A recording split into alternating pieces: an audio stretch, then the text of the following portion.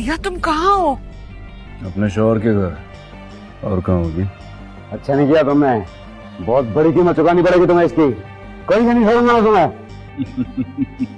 और मैं तुम्हें कहीं का नहीं छोड़ूंगा।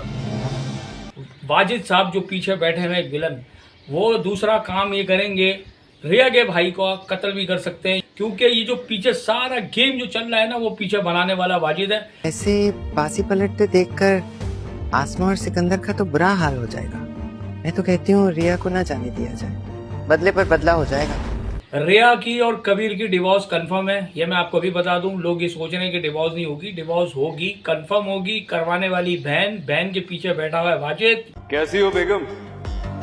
बड़े धोखेबाज हो कबीर। धोखेबाज? धोखेबाज के मुंह से धोखे का लफ्ज। इंसान जो दिल से किसी से मोहब्बत कर लेते हैं, दिल से किसी को चाहना शुरू कर देते हैं, तो उसके अंदर जो ये फैमिली पॉलिटिक्स है ना, ये तबाह और बर्बाद कर दी थी उस मोहब्बत को। क्या बात है सर, क्या बात है सर, क्या बात है, ये बात है। मन मस्त मलंग में आगे क्या क्या हुआ, रिया ने जो हरकतें की कबीर के साथ, अनरियलिस्टिक थी, अनफेयर थी, नहीं होना चाहिए था, वो सब कुछ हो गया मन मस्त मलंग में।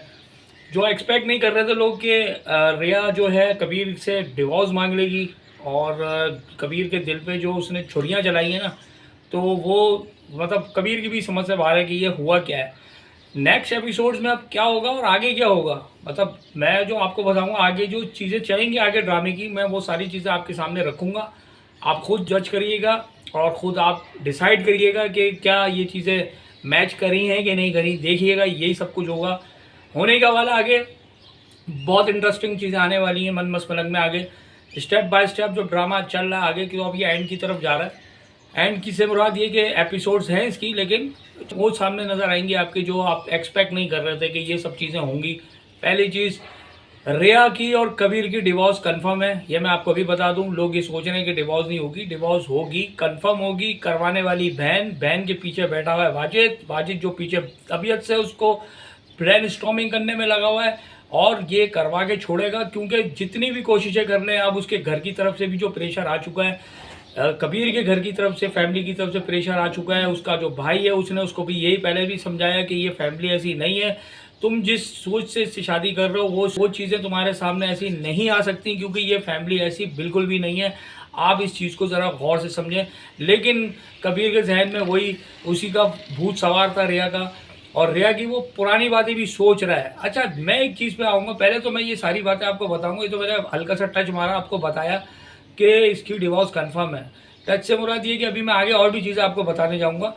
मैं ये चीज़ देख रहा था कि इंसान किसी से, अगर ये ऐसे इंसान जो दिल से किसी से मोहब्बत कर लेते हैं, दिल से किसी को चाहना शुरू कर देते हैं, तो उसके अंदर जो ये फैमिली पॉलिटिक्स है ना, ये तबाह और बर्बाद कर दी थी उस मोहब्बत को। और साथ साथ इंसान खुद भी ऐसा होता है कि वो कच्चे कान होते हैं, जिसकी वजह से दूसरों की बातों पे अमल करके अपने ही बसेरे को तबाह कर लेता है, अपनी मोहब्बत का गला घोट देता है। और अगर कोई इंसान किसी से मोहब्बत करना चाहेगा भी, तो आगे वो उससे मोहब्बत कर ही नहीं सकता, क्योंकि उसके दिमाग के अंदर वो सारा खन्नास आ चुका होता है उस वक्त तक कि वो नेक्स्ट टाइम पे उससे मोहब्बत करने के लिए दिल ही उसका राज़ी नहीं होगा।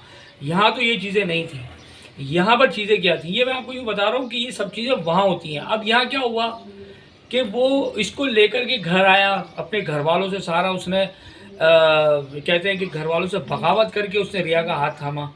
एक लड़की के लिए यही सब कुछ बहुत होता है कि यार मेरे लिए एक शख्स इतना आगे आके सारी बुराई उसने अपने सर पे लेकर के घर पे पहुंचा। एक रात की दुल्हन बनी थी ये खाली। उस एक रात की दुल्हन के बाद इन्होंने जो उसको डिवोर्स का तो मामला बाद में, जो इसकी इज्जत उतारने का इनकी फैमिली ने प्लान बनाया।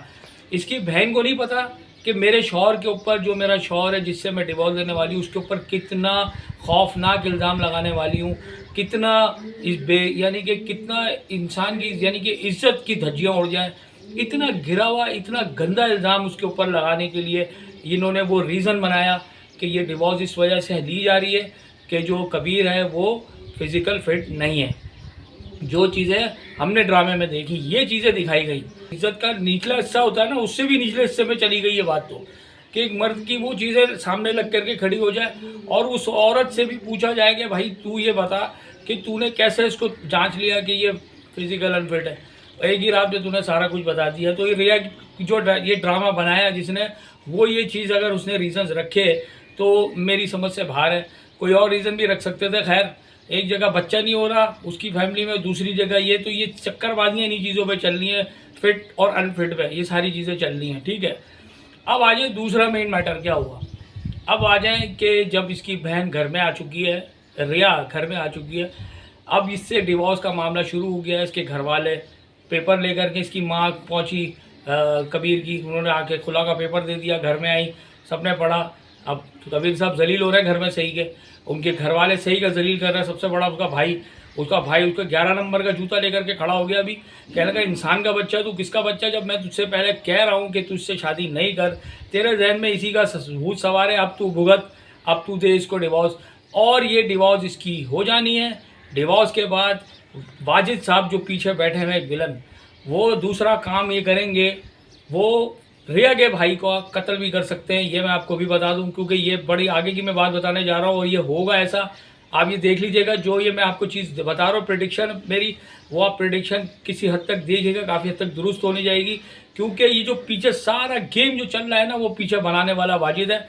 वाजिद कनेक्टेड है उसकी बहन के साथ, रिया की बहन के साथ। ये पूरे अपना बदला ले रहा है, ये पूरी फैमिली के साथ अपना बदला ले रहा है। इसके बाद जब ये इसको उसके रिया के भाई जो सिकंदर है उसका काम ये ख़त्म करवा देगा, यानी कि उसको रास्ते से हटा देगा, उसके बाद हो सकता है मे बी पॉसिबल उसी दौरान में ये ख़त्म करने के बाद कबीर इसको पकड़ेगा, रंगे हाथों पकड़ेगा, और ये सबके सामने कबीर इसको लेकर के आएगा और ये बोलेगा कि कहेगा ये देखें, ये था सारा आपके घर का तबाही का जिम्मेदार, इसने आपके घर को तबाह किया। और वो एक एक बात एक्सेप्ट करेगा। वाजिद नहीं आएगा तो वाजिद का हैंडलर आएगा, दोनों में से किसी एक को कबीर पकड़ के लाएगा और दोनों के सामने, सबके सामने ये रखेगा। उसमें रिया भी मौजूद होगी, रिया के सामने भी ये बात आएगी कि रिया कहेगी ये मैंने अपने हाथ में क्या कर लिया। कबीर उसको डिवोर्स दे चुका होगा, उस खुला के पेपर पर साइन कर चुका होगा। अब रिया अपने आप को जूतियों से मार रही होगी कि यार ये मैंने क्या किया, इतना प्यार मोहब्बत करने वाला हस्बैंड मैंने खो दिया। तो अब बात कुछ नहीं हो सकती। कहते हैं ना कि आप क्या फ़ायदा हो जब चिड़िया चुग गई खेत, चिड़िया चुग गई है खेत, बेड़ा घर खो चुका होगा। ये रोएगी बहुत तबीयत के साथ और ये अपनी किस्मत को मतलब बुरा कहेगी, अपनी किस्मत को कोसेगी, फिर अपनी बहन का गला पकड़ेगी कि तुम ये किसके चक्कर में थी, वाजिद और इसका हैंडलर, या वाजिद होगा या इसका हैंडलर होगा। वो सारी बात बताएगा कि ये इसकी बहन इन्वॉल्व है। सारी चीज़ें एक एक करके इनके सामने रखेगा सिकंदर के मरने के बाद, राइट। तो ये सारी चीज़ें होंगी आपके सामने, आप ये देखिएगा। किसी हद तक ये दुरुस्त होंगी प्रेडिक्शंस, क्योंकि ये ड्रामा एंड की तरफ जा रहा है। मैंने सोचा अभी आपको बता दूं, क्योंकि ये सब चीज़ें स्टेप बाय स्टेप आपको नज़र आती जाएंगी। डिवोर्स का मामला होगा, फिर सिकंदर का कत्ल होगा, उसके बाद वाजिद साहब पीछे से, वो सारी गेमें आपके सामने स्टेप बाय स्टेप नज़र आती जाएंगी। इसके साथ साथ ड्रामे में फिर मैं यही कहूँगा कि ड्रामा बनाया तो बहुत अच्छा था, लेकिन वही जो पहले मैंने वीडियो डाली थी इसके बारे में बताया था कि इतना ज़्यादा मोहब्बत और प्यार को दिखाया जाए और बाद में जब वो चीज़ें होती हैं, तो मकसद कहने का ये है कि कबीर ने जितनी पूरे ड्रामे में मैंने जो अभी तक 40 एपिसोड्स तक तो देख ली हैं, 39-40 एपिसोड्स उसकी चल रही हैं जो अभी ऑन एयर आ रही हैं, तो इसमें मोहब्बत प्यार में भी देख देख के मतलब मैं बहुत ज़्यादा वो इतना ज़्यादा दिखा दिया, मतलब एक ही चीज़ को बहुत आगे तक लेके गए, इतना ज़्यादा एक ही डायरेक्शंस पे लेके चलना ड्रामे को, तो ऑडियंस थोड़ा सा वो अब थोड़ा सा मज़ा आने लगा है। बीच में तो बिल्कुल ही कहते हैं बिल्कुल स्लो चल रहा था कि भाई प्यार मोहब्बत शादी ये वो सब कुछ चक्करबाजियाँ चल रही थी, तो अब आकर के थोड़ा सा ड्रामे में मज़ा आने लगा है। थोड़ी सी जान डाली इन्होंने ड्रामे में, एंड की एपिसोड जो आ गई हैं क्योंकि अब एंड चल रहा है, तो ये सब चीज़ें थी। उम्मीद है आपको मेरा ये रिव्यू पसंद आया होगा। इसके साथ साथ अपनी मोहब्बत का इज़हार लाजमी कीजिएगा। डेयरिंग एडवोकेट को लाइक करें, सब्सक्राइब करें और शेयर करें। Thank you.